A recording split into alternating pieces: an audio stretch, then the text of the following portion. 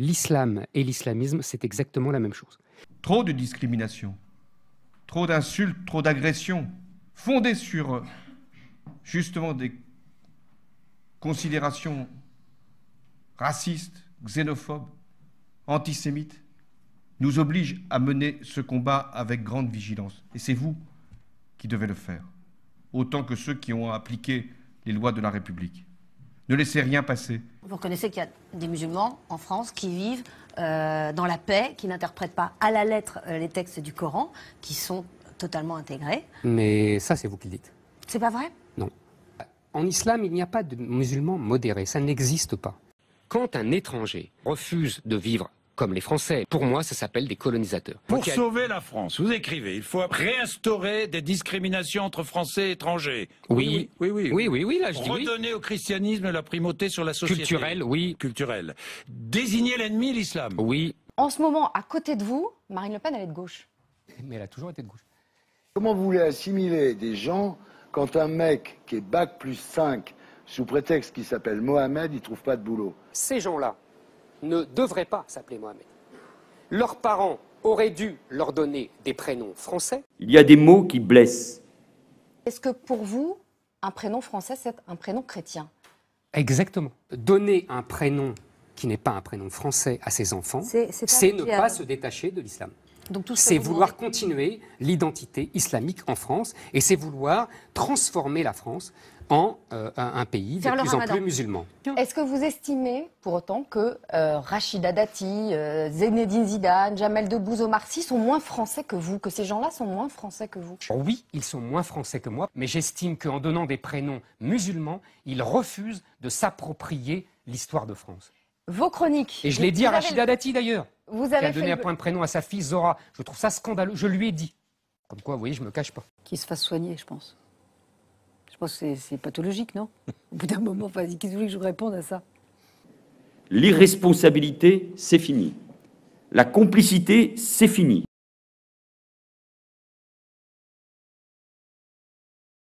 Si demain, je vous cite toujours, il y avait 20, 30 millions de musulmans français bien décidés à voiler leurs femmes et à appliquer les lois de la charia. Si demain le pays devient une république islamique française pourrait être souveraine. Mais ce ne serait plus la France. Que nous sommes en danger de mort.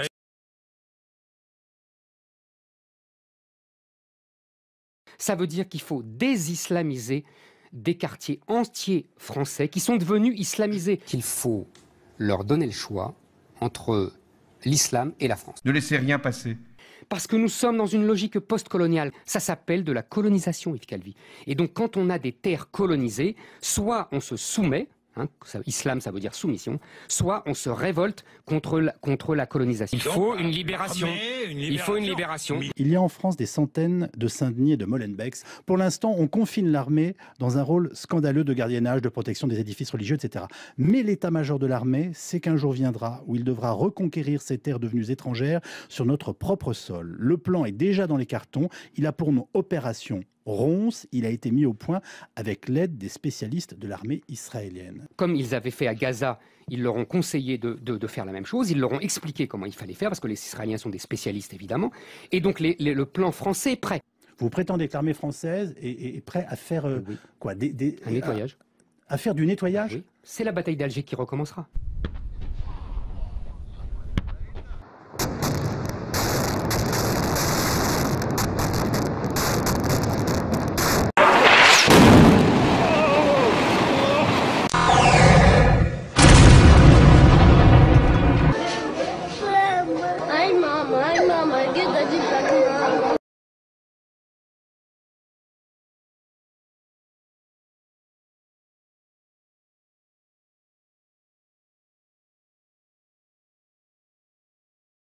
Mais il y a aussi la noblesse du peuple qui s'arme parce que il veut reconquérir sa liberté. Je vois par exemple en Corse, le comportement des Corses est admirable. Les Corses, eux, ne cèdent pas devant la pression islamique et je les trouve admirables. Oui. Et je pense, j'aimerais que les Français les imitent Cisco, tous. Vous avez des citoyens français qui sont des Arabes musulmans, mais qui sont des citoyens français. Qu'est-ce que vous en faites? Vous allez les remettre dans des bateaux quand même? Attendez. Vous allez trop vite en besogne. D'abord, essayons de traiter les problèmes les uns après les autres. la fermeté et la détermination du gouvernement seront sans faille.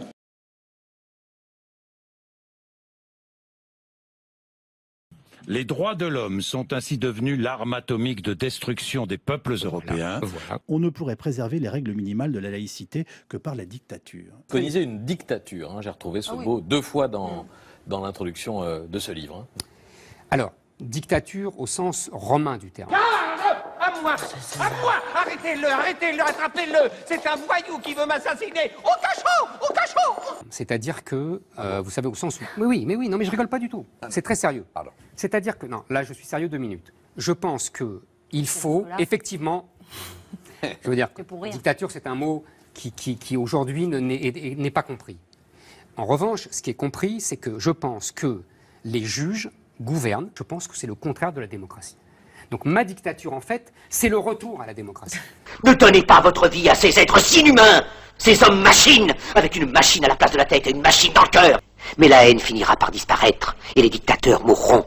Et le pouvoir qu'ils avaient pris au peuple va retourner au peuple. Il y a toujours eu des Français qui se sont soumis au plus fort. Il y a eu pendant aussi la guerre 40, ceux que Doménac méprise et qu'il appelle les collabos.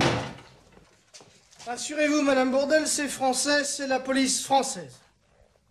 Mais qu'est-ce qu'il est aujourd'hui? Qu'est-ce que vous êtes aujourd'hui? Des gens qui vous soumettez à l'islam. Vous êtes le grand parti millénaire des collabos. Parce que ça c'est effectivement une grande tradition française. Tu es le complice des futurs talibans de la France. Nous devons pourchasser, lutter, éradiquer le racisme et l'antisémitisme. Ne rien laisser passer. Christiane Taubira, c'est l'incarnation de ce parti collabo qui, depuis 1000 ans, est toujours contre la France. Je veux dire, Christiane Taubira, elle ferait mieux de se taire. Tous les pacifistes en France qui disent il n'y a pas d'amalgame, c'est l'héritage d'un grand parti collabo qui existe depuis 1000 ans en France. Quand on veut la paix, on voilà. lâche et collabo. Exactement. Exactement. Exactement. Péguy avait une bonne formule. Il n'y a plus grave que d'avoir une âme perverse. C'est d'avoir une âme habituée. Habituée à voir le malheur et à ne pas le dénoncer.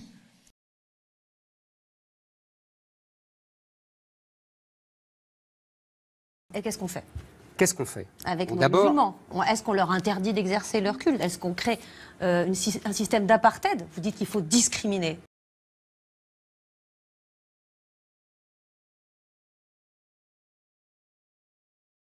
L'islam, je dis bien l'islam, est incompatible avec la France. Et même avec la République. Hein, très Absolument. Il y a un certain nombre de musulmans, des millions. Qu'est-ce qu'on fait?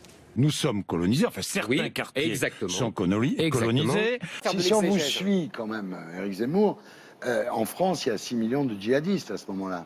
Qu'est-ce que vous faites avec les musulmans en France? Est-ce que vous les mettez à part? Est-ce que vous les chassez? Je ne laisserai jamais en paix ceux qui se mettent du côté de l'antisémitisme et du racisme. Donner un prénom qui n'est pas français à son enfant, c'est se détacher de la France. Il n'y a rien d'autre à dire. Vous trouvez scandaleux qu'ils remettent en cause le fait qu'on puisse avoir des prénoms étrangers pour des Français? Est-ce que vous trouvez scandaleux de donner le prénom à un de vos enfants, de votre maman? Non, mais je vous parle par rapport à ce que dit Éric Zemmour. Je vous réponds par rapport à... Voilà. Autant on peut être totalement d'accord avec vous quand vous nous dites il est vital de répondre à la guerre de civilisation menée sur notre sol. Alors vous dites par l'islam. Pour moi, c'est une guerre de civilisation menée par l'islam sur notre sol. Mais oui. C'est la guerre des civilisations. Voilà. On passe au ghetto, on passe ensuite on peut passer à l'extermination, ça se fait aussi. Comment faire? Bombarder, nettoyer, tuer? Être raciste, antisémite, xénophobe, c'est commettre un délit. Ceux qui y contreviennent doivent être sanctionnés. Et il n'y aura aucune indulgence, aucune hésitation dans son application.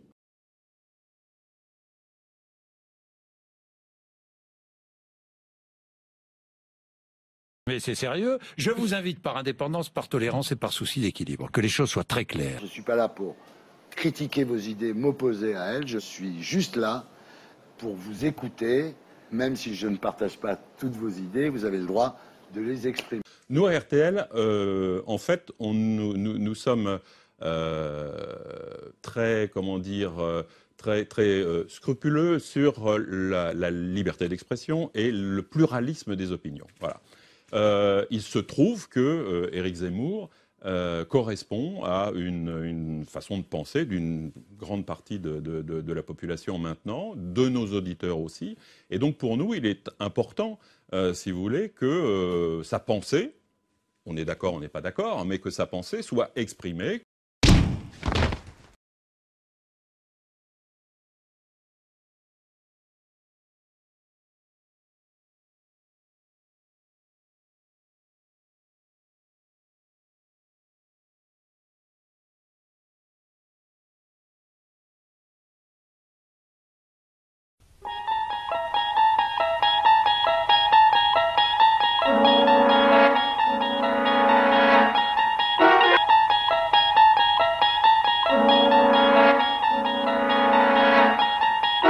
La lutte contre le racisme et l'antisémitisme appelle de la part des administrations et des fonctionnaires concernés une très grande fermeté qui doit conduire à saisir les tribunaux chaque fois qu'un appel à la haine est prononcé.